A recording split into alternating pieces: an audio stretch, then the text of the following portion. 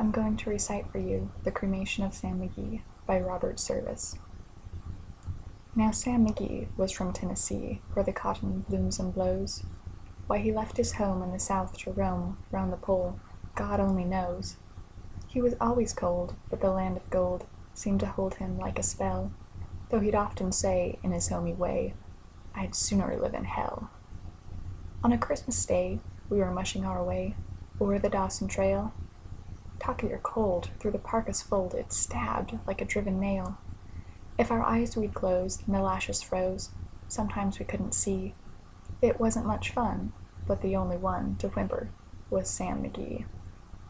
That very night, as we lay packed tight in our robes beneath the snow, the dogs all fed and the stars o'erhead were dancing heel and toe. He turned to me. "Cap," says he, "I'll cash in this trip, I guess. And if I do, I'm asking that you won't refuse my last request." Well, he seemed so low that I couldn't say no. Then I said with a sort of moan, "It's this cursed cold, it's grabbed right hold, till I'm chilled clear through the bone. And 'tain't being dead, it's the awful dread of the icy grave that pains. And I want you to swear that foul or fair, you'll cremate my last remains."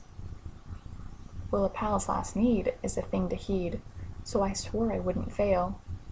We started at the streak of dawn, but oh, he looked ghastly pale. He sat on the sleigh and he raved all day of his home in Tennessee, and before nightfall a corpse was all that was left of Sam McGee.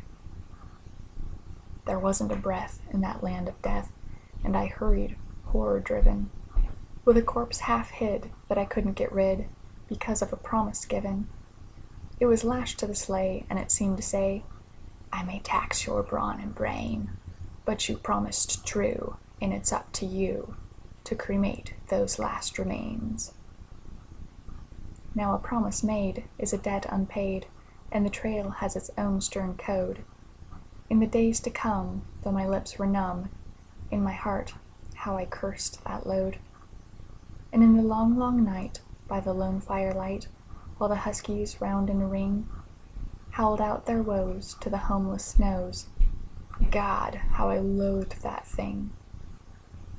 And every day that silent clay seemed to heavy and heavier grow, and on I went, though the dogs were spent and the grub was getting low.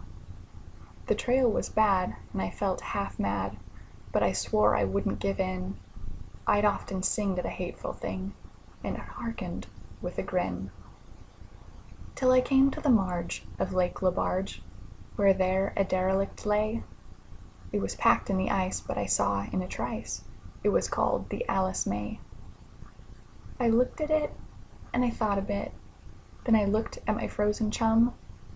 "Then here," said I, with a sudden cry, "is my crematorium." Some planks I tore from the cabin floor, and I lit the boiler fire. Some coal I found that was lying around, and I piled the fuel higher. The flames just soared, and the furnace roared, a sight you seldom see. Then I burrowed a hole in the glowing coal, and I stuffed in Sam McGee. Then I took a hike, for I didn't like to hear him sizzle so, and the huskies howled, and the heavens scowled, and the winds began to blow. It was icy cold, but the hot sweat rolled down my cheeks, and I didn't know why, and the greasy smoke in its inky cloak went streaking down the sky.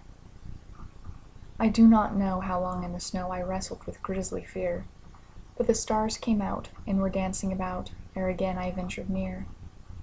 I was sick with dread, but I bravely said, "I'll just take a peep inside.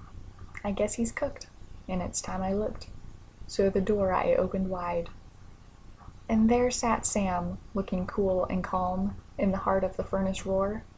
He wore a smile you could see a mile, and he said, "Please close that door. It's fine in here, but I greatly fear you'll let in the cold and storm. Since I left Plumtree, down in Tennessee, it's the first time I've been warm."